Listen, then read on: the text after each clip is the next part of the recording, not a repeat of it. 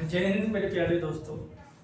मैं आशीर्वाद आपके लिए इन्फिनिटी एकेडमी की तरफ से यह साइंस क्लास 10th की चैप्टर 6 हम देखेंगे, जिसमें हमें लाइफ प्रोसेस के बारे में देखना है। और आज हमारा अध्ययन भी यही होगा कि ये जैव प्रक्रम क्या है और इनके हमारे जीवन में क्या मूल्य है, क्या वैल्यू है। तो अगर हम बात करते हैं यह जो जैव प्रक्रम है इसके बारे में, तो यह जीवन की एक मौलिक इकाई से शुरू होती है और जीवन के हर क्षेत्र में इसके बारे में आपको काम आता है अध्ययन इसका, जिसमें कहता है कि यह वास्तव में विषाणु के अंदर आणविक गति नहीं हो जब तक वे किसी कोशिका को संक्रमित नहीं करते, और अतः इसी कारण यह विवाद बना हुआ है सजीव है या नहीं। मतलब यह कहता है कि कंट्रोवर्सी है कि इसमें अगर हम बात करते हैं एलीफ अगर वास्तव में सजीव है कि नहीं है, जो सजीव है वह है कि नहीं है, और कहता है कि सजीव है तो कौन है और नहीं है तो कौन है। चलो ध्यान दीजिएगा कि अगर सजीवों की बात होती है तो यह बहुत अच्छी बात है। जो ब्रीदिंग करते हैं, जो सांस लेते हैं, वह सजीव कहलाते हैं। आप सांस लेते हैं, हम सांस लेते हैं, पेड़ हो गए, पक्षी हो गए, या सारे सांस लेते हैं, श्वसन क्रिया करते हैं, सारे सजीव हैं। अच्छा, आप कहोगे कि इतना जो हमको कुछ कुछ देने का काम करता है जिसका नाम है शन, क्या ये भी तो लिविंग थिंग्स है? आप कहिएगा कि जो पहाड़ पठार ये सब होते हैं, प्लेट्यू वगैरह होते हैं, आप कहिएगा पहाड़, आप कहिएगा कि ये भी तो सजीव हो सकते हैं। आप कहिएगा जो मृदा, ये जो मृदा है, मृदा इस पे हमारा जीवन चक्र चलता है, ये भी तो जीवन चक्र के लिए जब कार्य करता है, जब हमें भोजन देता है, तो ये भी तो लिविंग थिंग्स हो सकता है। आप थोड़ा और खुश होइएगा, खुश होने के साथ कहिएगा कि सब तो बातें आपकी सही है गुरुजी, लेकिन अगर मान के चलिए जो पेड़ पौधे हैं, क्या ये लिविंग थिंग्स है कि नहीं है? तो हम कहेंगे प्रत्युत्तर में कि आपने सब कुछ सही कहा है, लेकिन मानते हैं कि यह नेचुरल रिसोर्सेज है, यह नेचुरल रिसोर्सेज है, लेकिन यह जीवित है कि नहीं है, इस पे कंट्रोवर्सी वाली बात हो जाती है। लेकिन यह श्वसन क्रिया नहीं कर सकता है, यह भी श्वसन क्रिया नहीं कर सकता है, और यह मृदा भी श्वसन क्रिया नहीं कर सकता है। यह सारे जो है जो नॉन लिविंग थिंग्स है, जिसको अबायोटिक कहते हैं, और इसको आप कहिएगा तो इसको बायोटिक कहते हैं। यह लिविंग थिंग्स है और यह श्वसन क्रिया करती है, लेकिन ये सारे श्वसन क्रिया नहीं कर। अब आप कहिएगा कि सर जी एक बात और बताओ भाई, सब तो कहा, और ये जो मंगरू ढोलाई है, सब जो मनुष्य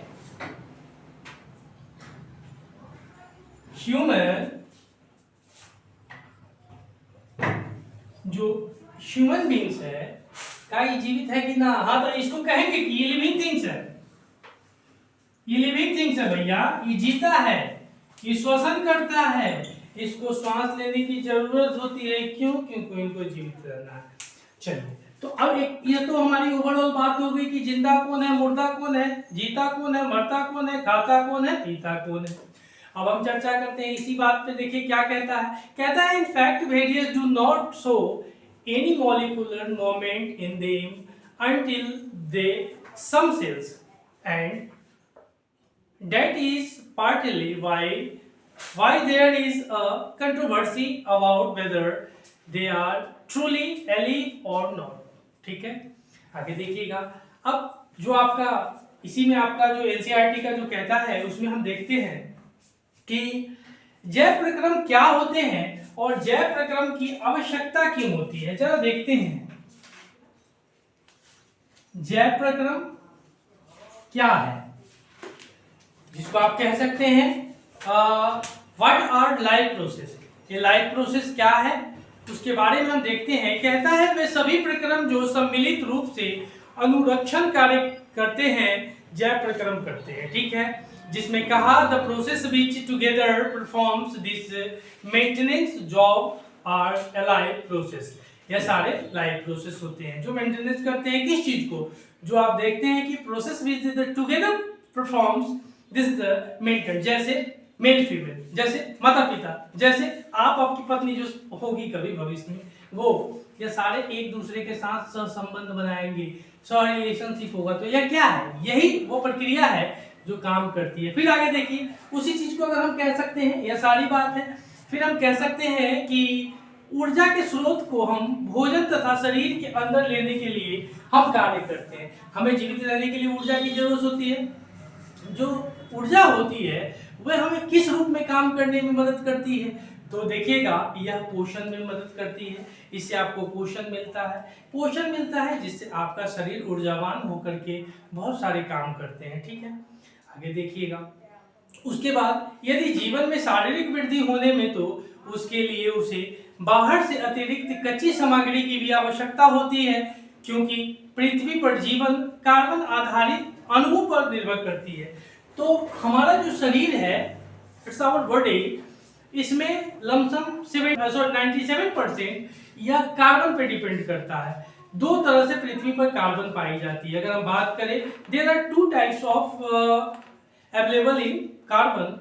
जैसे आप बात कर सकते हैं, एक आपको भूपर्पटी पर पाए जाने वाले कार्बन होते हैं, एक भूपर्पटी पर पाए जाने वाले कार्बन होते हैं, और दूसरा वह कार्बन जो आपका शरीर जिससे बना होता है उसके बारे में हम बात करते हैं। ठीक है, तब आगे देखिए कि क्या होता है। तो 90% आपका जो बॉडी स्ट्रक्चर है वो कार्बन से बना होता है। ठीक है, आगे देखिए फिर, और उसके बाद हम कह सकते हैं कि जैसे मान के चलिए the energy comes from outside the body of the individual organism. ठीक है, उसके बाद आप कह सकते हैं कि so there must be process to transfer a source of energy from outside the body of the organism. ठीक है, आगे देखिए फिर उसके बाद आप कह सकते हैं कि which we call food to inside a process be commonly called nutrition।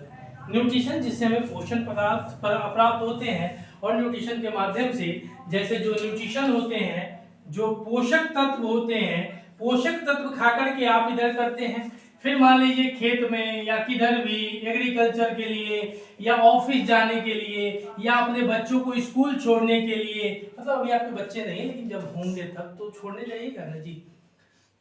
उसके बाद घरवाली को फिर मार्केट घुमाने के लिए, ये सारे काम करने के लिए आपको एनर्जी की जरूरत पड़ेगी। और जो एनर्जी आपको मिलेगी वो कहाँ से मिलेगी, पोषक तत्व से मिलेगी, खाद्य पदार्थों से मिलेगी। ये भी ऑब्टेन्ड अगर आप कीजिएगा तो इससे आपको एनर्जी मिलेगी, आप बम बम करके काम कीजिएगा। आगे देखिए ना फिर क्या कहता है। फिर अगर आप कह सकते हैं कि पाचन अपचय अभिक्रियाएं अणुओं के विघटन की कुछ समस्या रासायनिक युक्ति हो सकती है, मतलब जो केमिकल होती है उसके माध्यम से आप इसको किया जा सकता है। ठीक है, जैसे हम देख सकते हैं कि जो हमारा शरीर है उसमें जो हम ऑक्सीजन इनहेल करते हैं, ऑक्सीजन लेते हैं, वे सारे हम जितने भी पोषक तत्व खाद्य पदार्थ लेते हैं उसको विघटन में वह काम करता है। उसी तरह से देखते हैं कि ऑक्सीजन के ग्रहण करना, जब हम ऑक्सीजन को ग्रहण करते हैं कोशिका आवश्यकताओं के अनुसार जो सेल्स होते हैं, हमारे सेल में ऑक्सीजन की जरूरत पड़ती है, क्यों, काम करने के लिए। तो कोशिका आवश्यकता के अनुसार खाद्य स्रोतों के विघटन में उसका उपयोग श्वसन कहलाता है। जैसे मान के चलिए ये हमारा शरीर है, ठीक है, तो ये जो शरीर है इसमें हम सेल्स होते हैं, सेल्स, ये जो सेल्स होते हैं इनको O2 की जरूरत पड़ती है,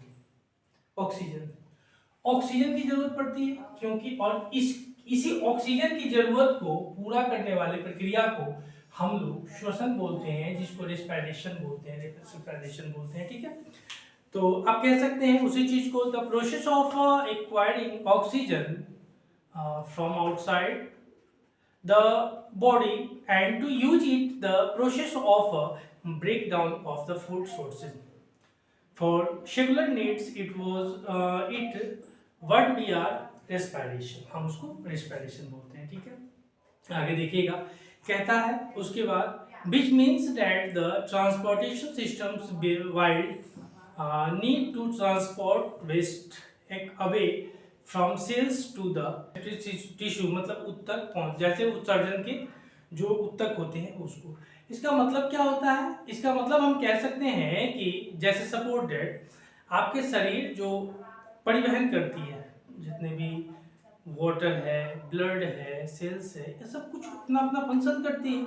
जो यह फंक्शन जो करता है, उस फंक्शन की प्रक्रिया जो होती है, जो फंक्शन की प्रक्रिया होती है, उसी के तहत हम देखते हैं कि परिवहन तंत्र की आवश्यकता अपशिष्ट पदार्थों को कोशिका से एक उत्सर्जन उत्तक का पहुंचने की होगी। ठीक है, तो यह उत्सर्जन उत्तक तक पहुंचाने का काम करती है सेल्स। ठीक है, अब देखिएगा पोषक क्या होते हैं। तो पोषक कहने का मतलब है कि सजीव को पोषण भोजन प्राप्त करते हैं और वह भोजन उनके शरीर को ग्रोथ करने में काम करती है, वह उनका पोषक कहलाता है। ठीक है, जिससे कैसे कहते हैं कि सभी जीवों में ऊर्जा तथा पदार्थ की सामान्य आवश्यकता समान है, लेकिन इसकी आपूर्ति विधियों से होती है। इसके लिए अगर बात करते हैं general requirement for the energy and the materials it the common in all organisms but it the fulfilled in different ways, और इसके अलग अलग तरीके होते हैं इनको फुलफिल करने के। ठीक है,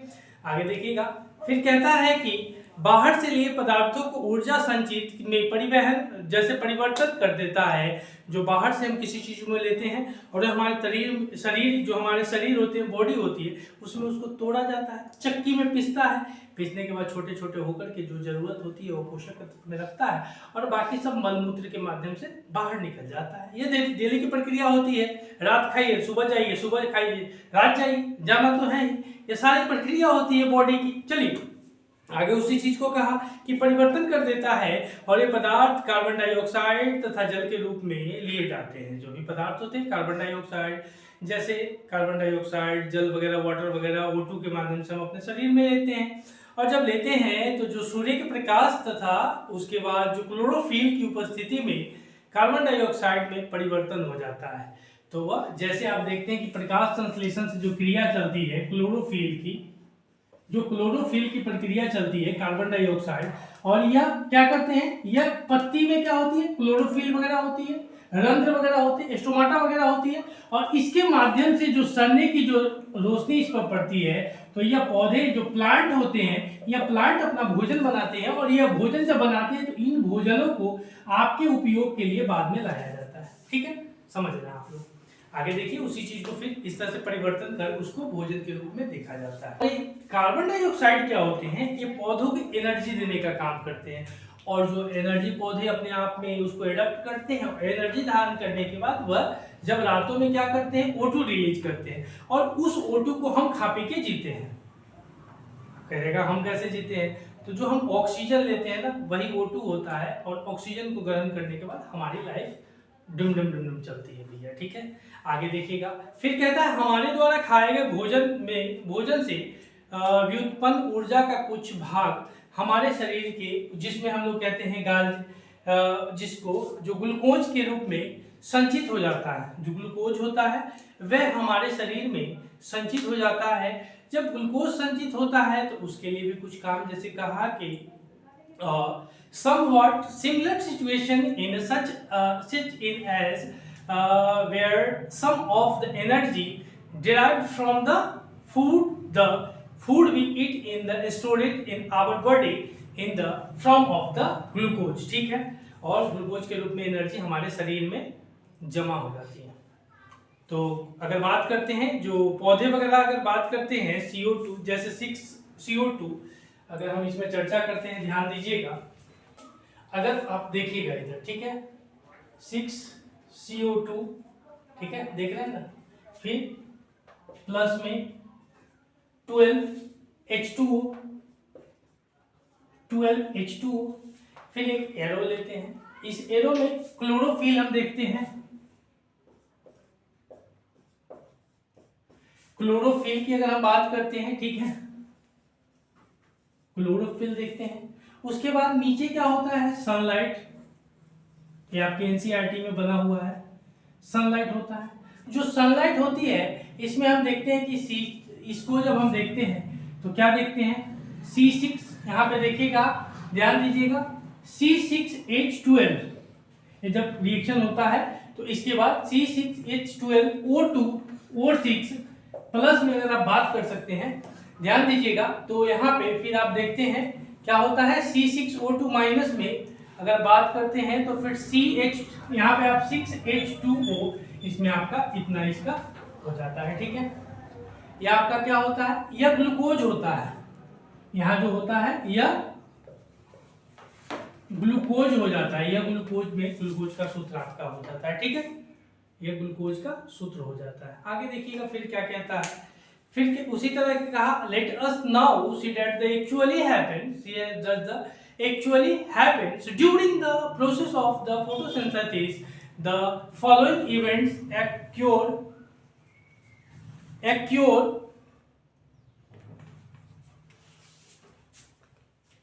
Just a minute.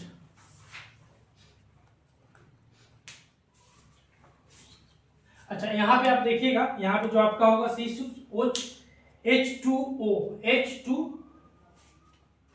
अच्छा हाँ, C6H12, फिर उसके बाद O6 प्लस में, हाँ यहाँ पे 6O2 प्लस में, यहाँ पे आप देखिएगा जिसको 6H2O, इसमें बदल जाता है, जिसको हम लोग ग्लूकोज कहते हैं, ठीक है, सॉरी। उसके बाद देखिएगा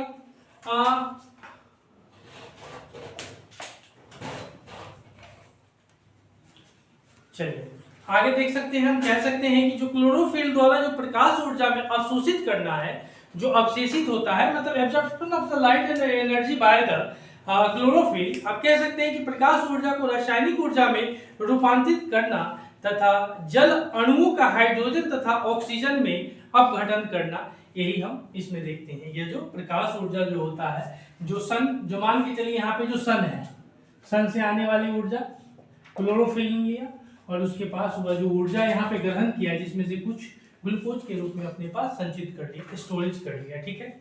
इस तरह से हम फिर आप उसी चीज को देखते हैं कि जो कार्बन डाइऑक्साइड कार्बोहाइड्रेट में अपचयन करता है, जो कार्बन डाइऑक्साइड होता है कार्बोहाइड्रेट में उसको अपचयन करने का काम करता है। कहता है रिप्रोडक्शन ऑफ कार्बन डाइऑक्साइड, जो कार्बन डाइऑक्साइड जो होते हैं, फॉर एग्जाम्पल जैसे आप देखते हैं मेरुद्भिद यानी पौधे रात्रि में कार्बन डाइऑक्साइड लेते हैं, जो पौधे होते हैं रात्रि में कार्बन डाइऑक्साइड ग्रहण करते हैं और एक मध्यांतर यानी मध्यस्थ उत्पादन बनाते हैं और दिन में क्लोरोफिल ऊर्जा अवशोषित करते हैं और अंतिम उत्पादन बनाते हैं, ठीक है। और रात में कार्बन डाइऑक्साइड जो होते हैं रात में उत्सर्जन करते हैं और दिन में क्लोरोफिल के माध्यम से उसको बनाने का काम करते हैं, ठीक है। इसीलिए कहा जाता है, 2-3 प्लांट की अगर हम बात करते हैं, एक बरगद का पौधा जिसको बनियान ट्रीज बोलते हैं, बरगद का, पीपल का, और अगर आप बात कर सकते हैं तुलसी, ये हमारी धार्मिक परंपरा से जुड़ा हुआ है। ये सारे धार्मिक परंपरा से जुड़े हुए हैं क्योंकि 24/7 रिलीज फोटो, ये 24/7 रिलीज करती है फोटो और यह लेती है CO2, कार्बन डाइऑक्साइड लेती है और यह जब सूर्य की उपस्थिति में अपना भोजन बनाती है, भोजन बनाने के बाद रात में यह छोड़ देती है CO2, ठीक है। आगे देखिएगा, उसके बाद हम कह सकते हैं कि जैसे कि जो अब दूसरा, इसी में जो दूसरा टॉपिक आपका होगा जिसमें आप देखिएगा पौधे कार्बन डाइऑक्साइड कैसे प्राप्त करते हैं। जो प्लांट होते हैं, अब आप कहिएगा कि मान लीजिए कि आप CO2 तो बी ऑब्टेंड या कैसे ऑब्टेंड करते हैं, ऑब्टेंड कैसे करते हैं। जो प्लांट होते हैं ना जी, ये जो प्लांट होते हैं यह कैसे ऑब्टेंड करते हैं, प्राप्त कैसे करते हैं, तो देखिएगा कहता है कि जैसे हम देख सकते हैं रंध्र के माध्यम से यह पौधे इसको ग्रहण करते हैं, मतलब अपने भोजन बनाते हैं, भोजन बनाने के बाद CO2, तो जैसे हम कार्बन डाइऑक्साइड छोड़ते हैं तो वह रिलीज करते हैं उसको, जैसे वो लेते हैं और फिर वो ऑक्सीजन के रूप में आपको फिर देने का काम करते हैं, ऑक्सीजन के रूप में फिर वो आपको देने का काम करते हैं। तो कह सकते हैं कि जो पत्ती की सतह पर सूक्ष्म जैसे रंध्र होते हैं और छिद्र जिसको कहते हैं, प्रकाश संश्लेषण के लिए गैसों का अधिकांश आदान प्रदान उन्हीं छिद्रों द्वारा होता है। और लेकिन यहाँ यह जानना भी आवश्यक है कि गैसों का आदान प्रदान तने जो उसके होते हैं, रूट्स होते हैं, जड़ होते हैं, फिर आप देखते हैं कि पत्तियां होती है, उसके सरफेस वगैरह इनके माध्यम से की जाती है। इन रंध्रों से पर्यावरण, जो रंध्र होते हैं पत्तियों में, जो रंध्र छोटे छोटे आप देखिएगा व्हाइट व्हाइट वो आपको देखने को मिलेगा, हल्का व्हाइट पे होता है। जो रंध्र होते हैं, अगर हम कह सकते हैं कि इन रंध्रों से प्राप्त मात्रा में जल की भी हानि होती है। और अतः जब प्रकाश संश्लेषण, जब आप देखते हैं फोटोसिंथेसिस की प्रक्रिया जब वहां पे होती है, जब प्रकाश संश्लेषण के लिए कार्बन डाइऑक्साइड यानी CO2 जिसको कहते हैं की आवश्यकता नहीं होती, तब पौधे इन रंध्रों को, छिद्रों को बंद कर देते हैं, सिकुड़ जाते हैं। ठीक है, बंद कर देते हैं, उनमें श्रिंक आ जाती है, सिकुड़ जाते हैं। और फिर क्या होती है, उसके बाद छिद्रों का खुलना और बंद होना द्वार कोशिकाओं का एक कार्य होता है। द्वार कोशिका उसमें होती है, उसका एक कार्य होता है, उनका एक वर्क होता है। फिर आप कह सकते हो, आगे चल के देखते हैं कि द्वार कोशिकाओं में जब जल अंदर जाता है तो वे फूल जाती है और रंध्र का जो छिद्र होता है वह खुल जाता है। और इसी तरह द्वार कोशिकाएं सिकुड़ती है तो छिद्र बंद हो जाता है।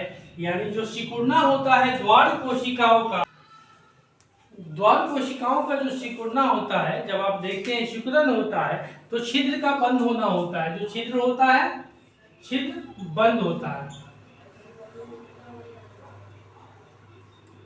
बंद होता है, छिद्र बंद होता है, याद रखिएगा। ठीक है, ये सारे उसके प्रोसेस होते हैं। आप देखते हैं कि प्रकाश संश्लेषण के लिए सूर्य के प्रकाश की आवश्यकता होती है। अगर सनलाइट नहीं होगा तो फोटोसिंथेसिस नहीं होगा। ठीक है, फिर आप कह सकते हैं आगे, स्थलीय पौधे प्रकाश संश्लेषण के लिए आवश्यक जल की पूर्ति जो होती है वो जड़ों द्वारा करते हैं। जो स्थल में पौधे पाए जाते हैं, स्थल जो प्लेन जो आप देखते हैं वहां जो पाए जाते हैं, उसको वह जड़ों द्वारा पूर्ति करते हैं प्रकाश संश्लेषण में, जो जल की जो आवश्यकता होती है। ठीक है, फिर आप देखते हैं उसके बाद पूर्ति जड़ों द्वारा मिट्टी में उपस्थित जल के अवशोषण से करते हैं।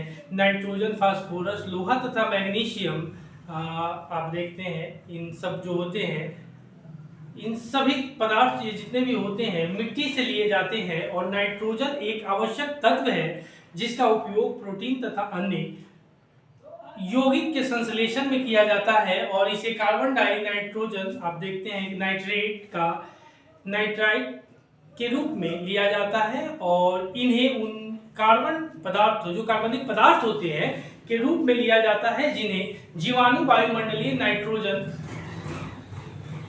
से बनाते हैं।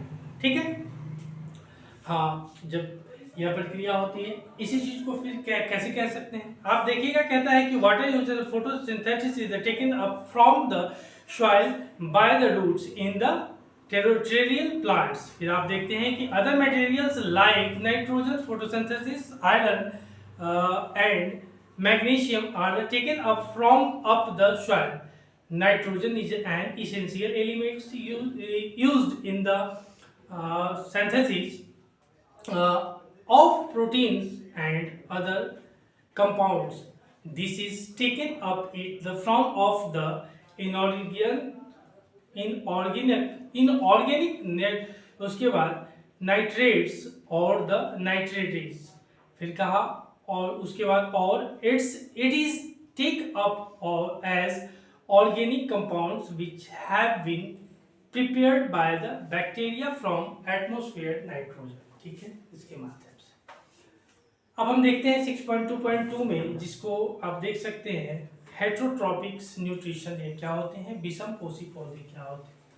एक विषमपोषी, समपोषी, यह सारे होते हैं। इसमें क्या होता है, प्रत्येक जीव अपने पर्यावरण के लिए अनुकूलित होते हैं, मतलब जितने भी ऑर्गेनिज्म होते हैं, जिसमें आप कह सकते हैं each organism is the adapted to its environment, और वह अपने पर्यावरण को एडाप्ट करके होल्ड करके रखना चाहते हैं। जैसे आप हैं तो अपने पर्यावरण में जीते हैं, जीव जंतु हैं वे अपने एनवायरनमेंट में जीना चाहते हैं।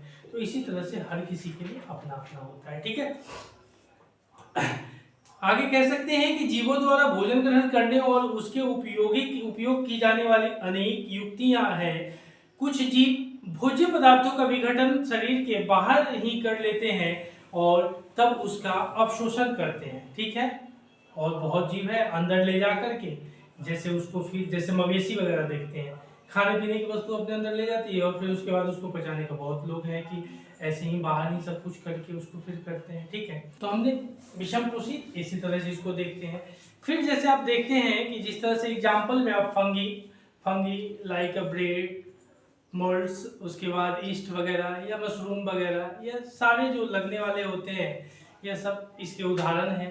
कहता है कुछ अन्य जीव पौधे और जंतुओं को बिना मारे उनमें से पोषक प्राप्त कर लेते हैं। यह पोषक युक्ति अमरबेल, उसके बाद किलनी, या सारे जू, उसके बाद लीच और फिताक्रीम, यह सारे जैसे आप देखते हैं आपके बाल आपके सर पे जू का लगना, यह सब आपको जान से नहीं मारते हैं लेकिन खून चूस करके आपको मुंह आते हैं।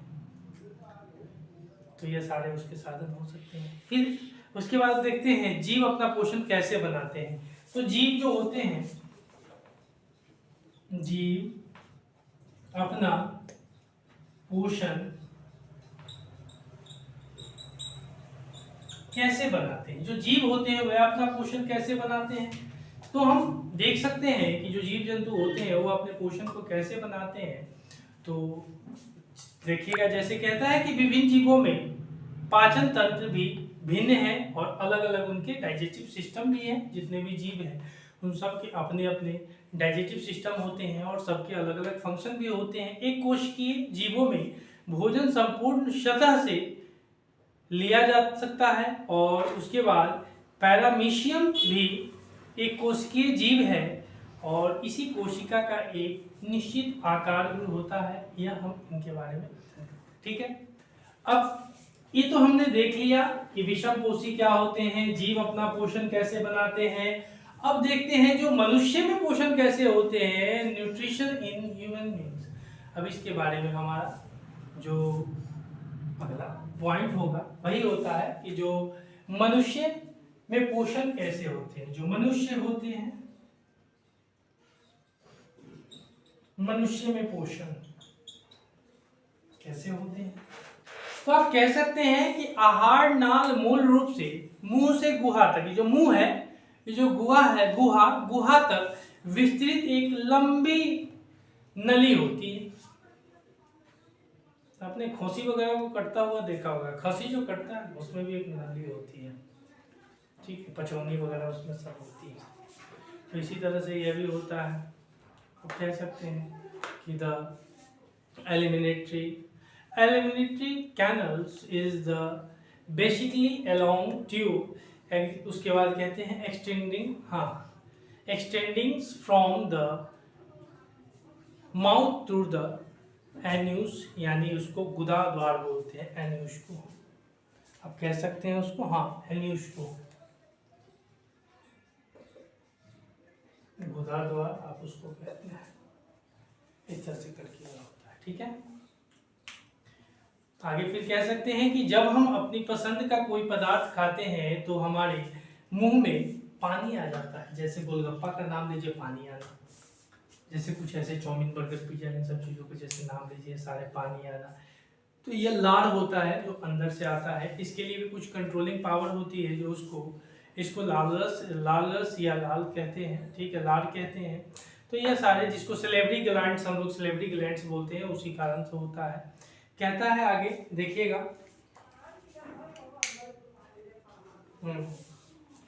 आप देख सकते हैं कि मुंह से अमाशय तक भोजन ग्रासी या इसोफेगस द्वारा ले जाया जाता है। अमाशय एक बृहद अंग है और जो भोजन के आने पर फैल जाता है और अमाशय की पेशीय भित्ति भोजन को अन्य पाचन रसों के साथ मिश्रित करने में सहायक होती है, ठीक है, हेल्पफुल होती है, जिसको आप कह सकते हैं from the mouth the food in the taken to the stomach through the food pipe और द ओशियोफेगस, ठीक है। आगे फिर देखिएगा, कहता है जो अम्ल होती है, अम्ल में अन्य कार्य करती है किस तरह से। तो सामान्य परिस्थितियों में श्लेष्मा अमाशय के आंतरिक जो अस्तर होते हैं, अस्तर की अम्ल से रक्षा करता है और हमें बहुधा वयस्कों को एसिडिटी अथवा अम्लता की शिकायत करते सुना है कि जैसे कुछ लोग कहते हैं कि हमें एसिडिटी हो गई, गैस हो गया, तो उनके लिए आप देखते हैं कि बहुत सारी दवा वगैरह आती है। पेंटॉप DSLR है, एसी लॉक है, RD है, 300 है, यह सारे उसी से होता है कि गैस चेंज है। फिर बहुत बाबा अपना चूरन देते हैं, चूरन दे करके बहुत लोग देखते हैं कि बूम बराम करने लगते हैं वो सारे चूरन खा खा के। तो यह सब एसिडिटी से निजात पाने के लिए है, यह सब आम बात है। और इसीलिए कहते हैं कि खाना वाना खाइए तो कम से कम 100 डेग चलना चाहिए, शरीर चुस्त दुरुस्त रहेगा। सुबह में थोड़ा रनिंग वगैरह कीजिए, तो ये हेल्दी रहने के लिए यह सब बात होती है। ठीक है, तो क्या उसी तरह से हम इसको देखते रहें।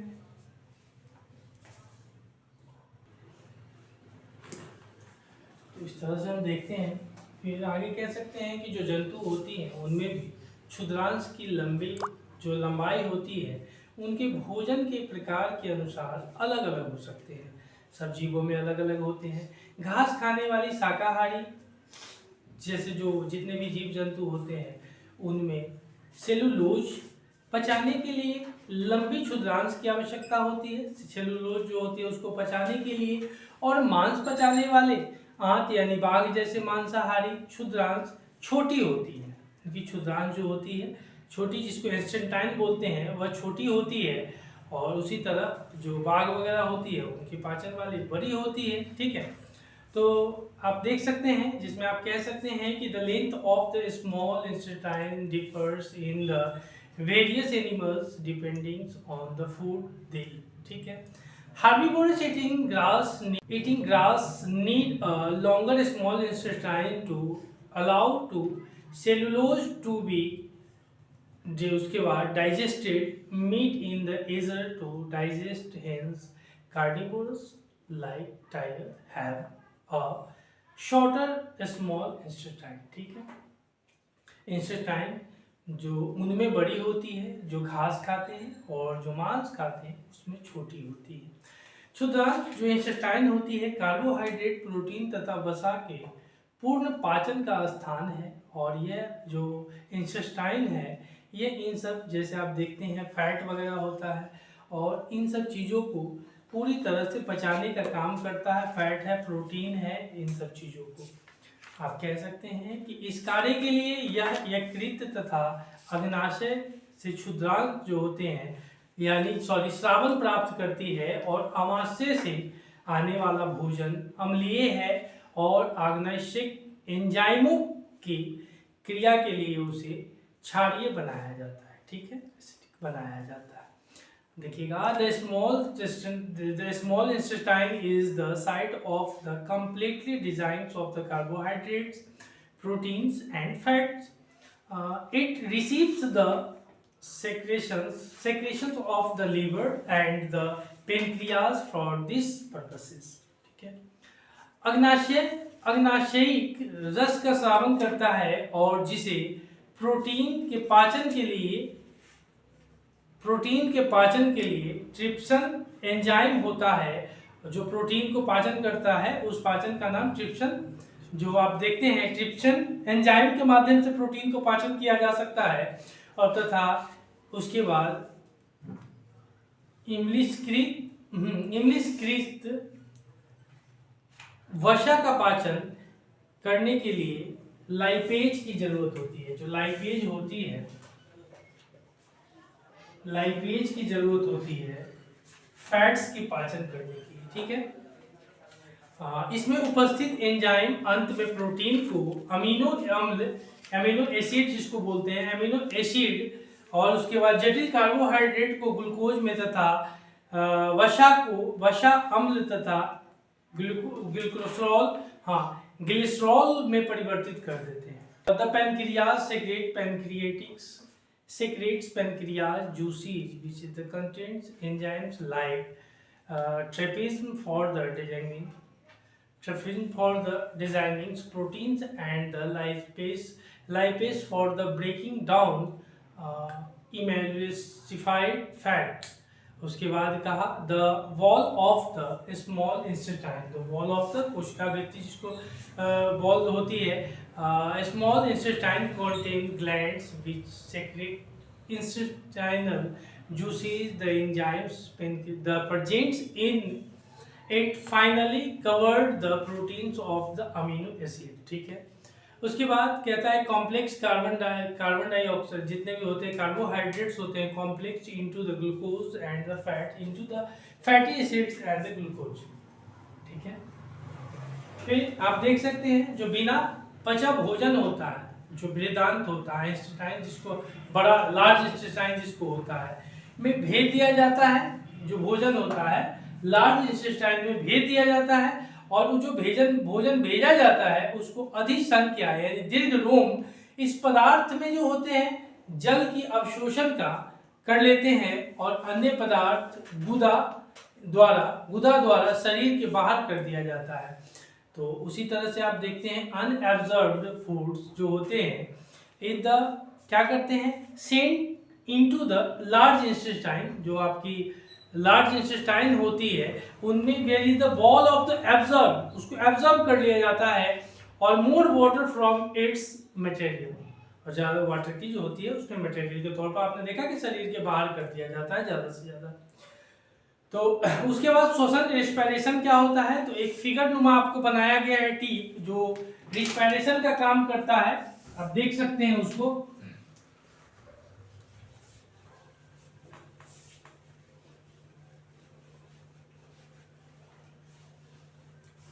आप अगर कह सकते हैं इस तरह का जो टीप होता है